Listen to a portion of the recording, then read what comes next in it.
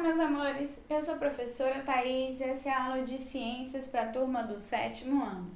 Na aula de hoje nós iremos concluir o nosso módulo sobre protozoários. Lembra? Na aula passada a gente já viu que os protozoários estão classificados no reino protista. Esse reino apresenta indivíduos que são uni- ou pluricelulares, que apresentam células eucariontes. No caso dos protozoários, eles são os seres unicelulares do reino protista. Eles são heterótrofos e têm células eucariontes. Heterótrofos quer dizer que eles não produzem o seu alimento. Na aula de hoje, nós iremos ver a classificação dos protozoários de acordo com a sua estrutura locomotora. Eles poderão ser classificados como rizópodes, flagelados, ciliados ou esporozoários ou apicomplexos. Os rizópodes são os protozoários que apresentam como estrutura de locomoção os pseudópodes, que significa falsos pés. Esses pseudópodes são prolongamentos da membrana plasmática ao redor do corpo que ele quer percorrer, do espaço que ele quer percorrer. Então, ele vai, igual aquele brinquedinho, a moeba, já teve um? Ou o slime. O slime também vai funcionar como se fosse uma expansão da membrana plasmática. Quando você coloca na mão, ele vai deslizando. E esse deslizar dele é como se fosse a membrana plasmática se espalhando. Então, ele vai, fixa a membrana plasmática um pouco à frente e puxa o corpo. É assim que ele vai se locomover. Ele também vai utilizar essa estrutura para realizar a fagocitose, que é como ele se alimenta. Então, ele faz o prolongamento da membrana plasmática, dá a volta ao redor do seu alimento e traz para o seu corpo. Vou repetir. Então, ele vai fazer uma expansão da sua membrana plasmática, tá aqui, membrana. Então, ele vai projetar para frente, dar a volta, trazer para o seu corpo. E é assim que ele realiza a fagocitose. No caso dos protozoários que são flagelados, é diferente. A estrutura locomotora são os flagelos, que são, por acaso, longos e poucos. 1, 2, 5 flagelos. O exemplo que eu trouxe aqui é o do Trypanosoma. Ele apresenta apenas um flagelo. Olha aqui, ó, como se fosse um rabo enorme, comprido, que se movimenta como um chicote. Nesse movimento, ele vai tanto se locomover quanto capturar o seu alimento. Então, ele pode usar esse flagelo para dar a volta no seu alimento e trazer para o seu corpo. Os flagelados, eles se diferem dos ciliados porque os cílios, que é a estrutura locomotora dos ciliados, eles são curtinhos e estão em grande quantidade. O exemplar de ciliados que nós temos ali é o paramécio. Então, esses cílios, eles funcionam assim, ó. Movimentos, movimentos, movimentos, movimentos, muitos movimentos. E com esse movimento bem rápido, ele se locomove muito rápido.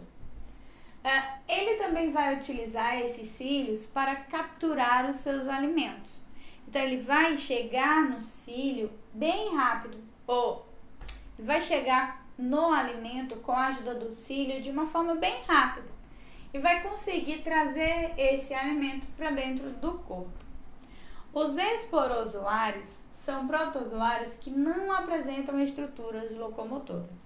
Como efeito colateral, eles serão todos parasitas. O parasitismo é uma relação ecológica negativa, onde eu encontro dois agentes, o hospedeiro e o parasita. o hospedeiro ele vai ser prejudicado e o parasita vai ser beneficiado nessa relação. Fechou? 4 estruturas, 4 classificações. Risópodes, por pseudópodes, que são falsos pés. Flagelados, por flagelos, que são longos e poucos. Ciliados, que se locomovem por cílios. Esses cílios são curtos e em grande quantidade. E os esporozoários ou apicomplexos, que não apresentam estrutura locomotora. Quanto ao papel dos protozoários na ecologia, nós vamos identificar a realização de relações ecológicas positivas e negativas. Como positivo, nós vamos ter, por exemplo, o mutualismo. É uma relação ecológica positiva em que os 2 indivíduos serão beneficiados. Por isso, 2 símbolos de mais, tá?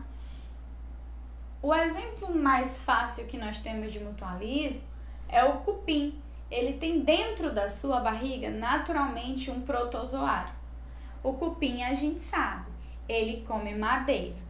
E quando ele come a madeira, ele mastiga, quebra em pedaços bem pequenininhos e engole com a saliva.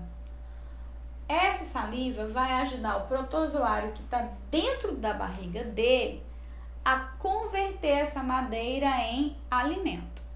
Se eu separar o cupim do protozoário e botar os 2 em cima de uma madeira, o cupim vai continuar mastigando, comendo, mordendo e vai morrer de barriga cheia.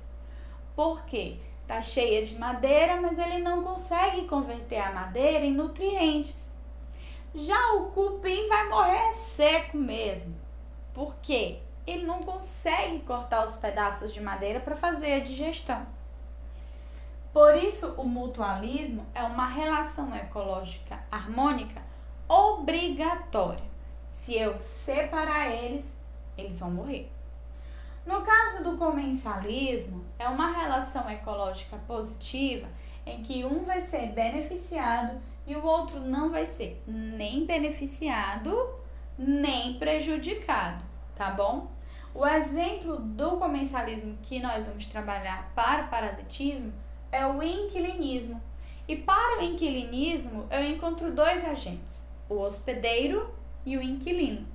Nesse caso, o inquilino não vai prejudicar o seu hospedeiro, tá? Em hipótese alguma. Existem alguns relatos de comensalismo em que o benefício não vai ser a moradia. Então, se não for a moradia, não é do tipo inquilinismo, tá bom? Mas se eu estou falando do inquilinismo, eu tenho como benefício a moradia, eu tenho que o inquilino vai ser beneficiado, mas o hospedeiro não vai ser nem beneficiado, nem prejudicado, tá bom? Quando a gente vem já para o papel deles na nossa sociedade, eles são ótimos para dar doença. Isso quer dizer que eles vão viver conosco através do parasitismo e nós seremos os hospedeiros. O parasitismo, ao contrário do inquilinismo, em que eu tenho um hóspede, eu tenho um hospedeiro, eu tenho aquele que recebe, eu tenho o que é recebido, para o parasitismo, o hospedeiro vai ser prejudicado. Esse hospedeiro pode ser um hospedeiro intermediário, e eu posso ter também o hospedeiro final. Para o intermediário, funciona como se ele fosse só um meio de transporte até o hospedeiro final. E lá no final, ele fica e continua. Quer um exemplo? Um bem fácil. O Aedes aegypti, ele provoca diversas doenças, não é verdade? É um mosquitinho danado. Se a gente evita esse mosquito, a gente evita a doença. Não é que ele provoca a doença. Quem provoca a doença é um vírus que pode estar vivendo dentro dele. Então, como o mosquito Aedes aegypti, ele não desenvolve a doença, ele não tem dengue, ele é um hospedeiro intermediário. E quando ele pica a gente, essa doença passa pra gente, nós passamos a ser o hospedeiro final, tá bom? Mas vale lembrar, a dengue é provocada por vírus, não protozoário. Algumas doenças causadas por protozoários são a amebíase, a leishmaniose, a doença de Chagas e a malária. Neste caso, leishmaniose, doença de Chagas e malária apresenta hospedeiro intermediário. A amebíase, que é um exemplo de risópode, né, provocado pela ameba, que é um risópode, ela vai chegar até o nosso corpo através de alimentos contaminados, água contaminada. E vale lembrar, como eles são unicelulares, eles não são visíveis a olho nu, ok? Para evitar as doenças provocadas por protozoário, é simples. Saneamento básico, ingerir água potável, alimentos limpos e evitar os hospedeiros intermediários, que normalmente são insetos. Vamos fechar? Na aula de hoje, então, nós vimos que os protozoários podem ser classificados em 4 grupos através da sua estrutura locomotora. Os risópodes por pseudópodes, flagelados por flagelos, ciliados por cílios, esporozoários ou apicomplexos que não têm estrutura locomotora. Vi que eles podem realizar mutualismo, que eles podem realizar inquilinismo e que eles podem também ser parasitas. Finalizamos o nosso módulo sobre protozoários. Fique de olho na Agenda Edu, conclua as atividades do livro. Um beijo no coração. Tchau, tchau!